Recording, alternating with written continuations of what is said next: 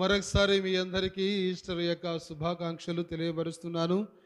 దేవుడు మనలందరినీ కూడా తన పునరుత్థాన శక్తితో బలపరిచి తిరిగి మన ఆత్మీయ జీవితంలో నూతన ఉత్సాహమును పొందుకొందుముగాక. ఆమేన్. పరిశుద్ధ గ్రంథంలో యోహాను సువార్త 20వ అధ్యాయము 11వ వచనం నుండి చదువుతున్నాను. అయితే మరియా సమాధి బయట నిలిచి ఏడ్చుచుండెను. ఆమె ఏడ్చుచు సమాధిలో వంగి చూడగా తెల్లని వస్త్రములు ధరించిన 2 దేవదూతలు యేసు దేహము ఉంచబడిన స్థలములో తలవైపున ఒకరును కాలవైపున ఒకరును కూర్చునుట కనబడెను. వారు, అమ్మా, ఎందుకు ఏడ్చుచున్నావని ఆమెను అడుగగా ఆమె, నా ప్రభువును ఎవరో ఎత్తుకొని పోయిరి, ఆయనను ఎక్కడ ఉంచిరో నాకు తెలియదని చెప్పెను. ఆమె ఈ మాటలు చెప్పి వెనుకదటి తిరిగి యేసు నిలిచి ఉండట చూచెను గాని ఆయన యేసు అని గుర్తుపట్టలేదు. యేసు, అమ్మా, ఎందుకు ఏడ్చుచున్నావు, ఎవరిని వెతుకుచున్నావు అని ఆమెను అడగగా ఆమె ఆయన తోటమాలి అనుకొని, అయ్యా, నీవు ఆయనను మోసుకొని పోయిన ఎడల ఆయనను ఎక్కడ ఉంచితివో నాతో చెప్పుము, నేను ఆయనను ఎత్తుకొని పోదునని చెప్పెను. యేసు ఆమెను చూచి మరియా అని పిలిచెను. ఆమె ఆయన వైపు తిరిగి ఆయనను హెబ్రీ భాషలో రబ్బూని అని పిలిచాను. ఆ మాటకు బోధకుడా అని అర్థము. యేసు ఆమెతో, నేను ఇంకను తండ్రి యొద్దకు ఎక్కిపోలేదు గనుక నన్ను ముట్టుకొనవద్దు. అయితే నా సహోదరుల యొద్దకు వెళ్ళి నా తండ్రియు మీ తండ్రియు నా దేవుడును మీ దేవుడునైనా వాని యొద్దకు ఎక్కిపోచున్నానని వారితో చెప్పుమనెను.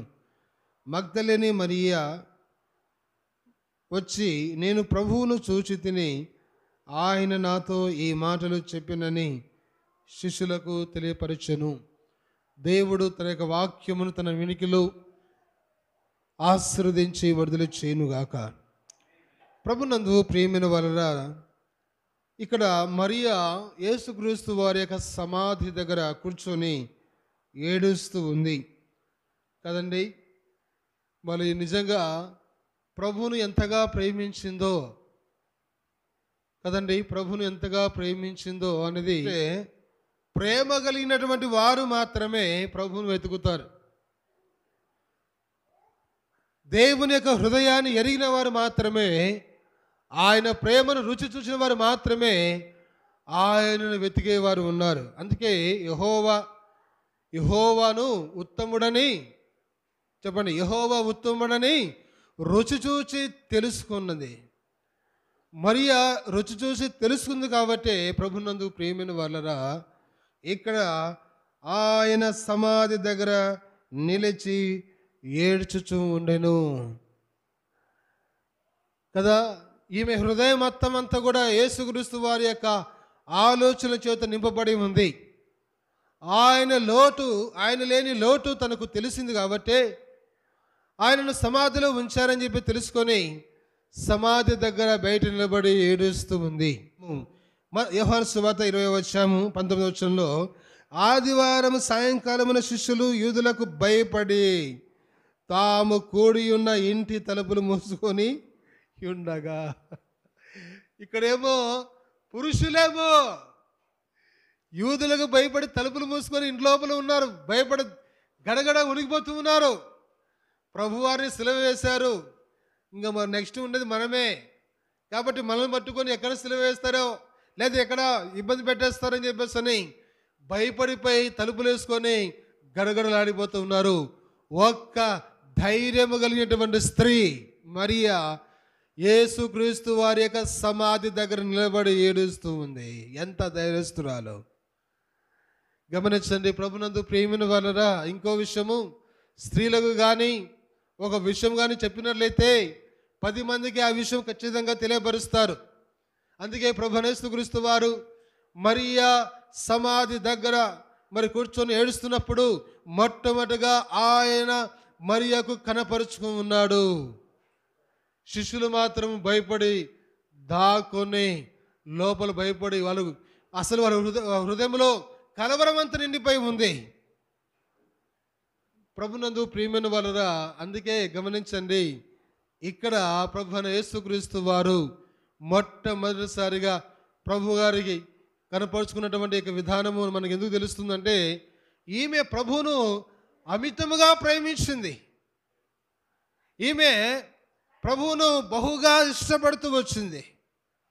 అందుకే ప్రభునందు ప్రియమైన వలన ప్రభువు లేనటువంటి యొక్క లోటు ఏంటో తనకు తెలుస్తుంది కాబట్టి, అందుకే ఈమె అంటుంది, ఒక మాటలో మనం తెలుసుకుందాము.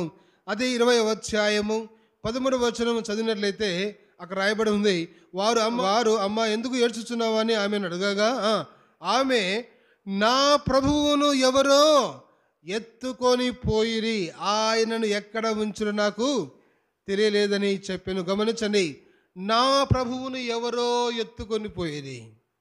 నా ప్రభువు, గమనించండి, నా తండ్రి, నా ప్రభువు పరిపాలించేవాడు.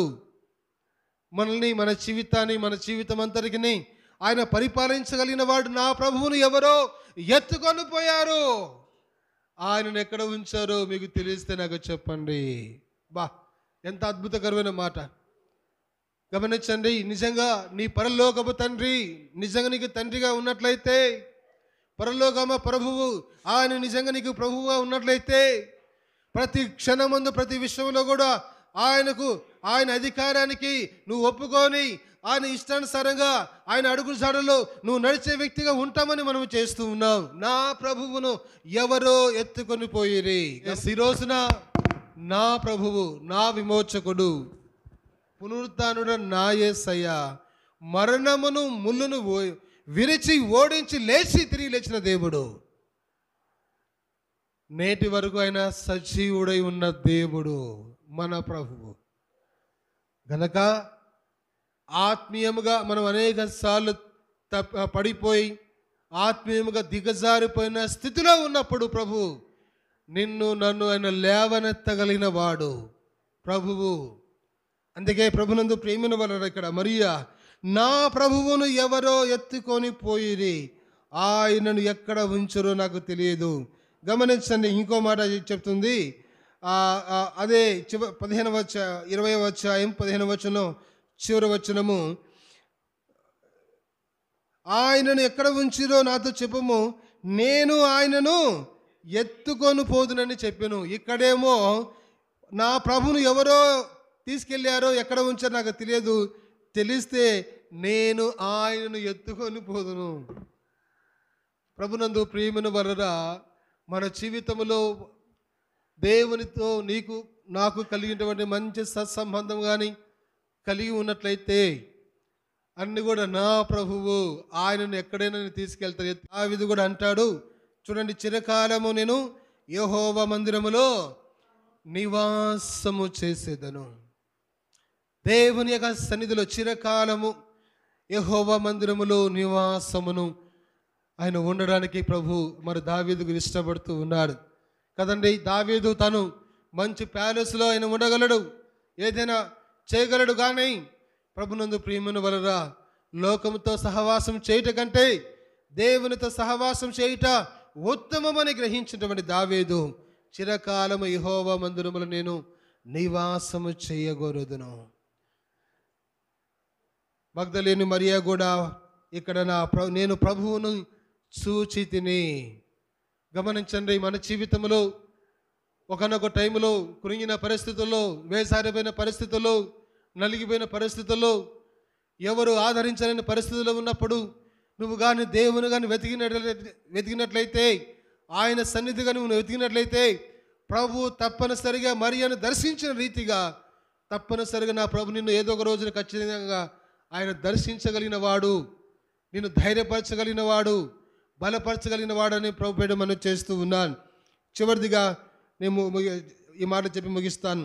20వ అధ్యాయము 19వ వచనము, ఆదివారం సాయంకాలమున శిష్యులు యూదులకు భయపడి తాము కూడి ఉన్న ఇంటి తలుపులు మూసి ఉండగా యేసు వచ్చి మధ్యన నిలిచి మీకు సమాధానము కలుగునుగాక అని వారితో చెప్పాను. గమనించండి, యేసుక్రీస్తు వారు చనిపోయిన తర్వాత, లేచిన తర్వాత, మొట్టమొదటిసారిగా మరియమ్మ గారికి కనపరుచుకున్న తర్వాత, తన ప్రియమైన శిష్యులకు కనపరుచుకున్న తర్వాత, మొట్టమొదటిగా ఆయన నోటి నుండి వచ్చినటువంటి మాట, తన శిష్యులకు ఏమంటున్నాడు?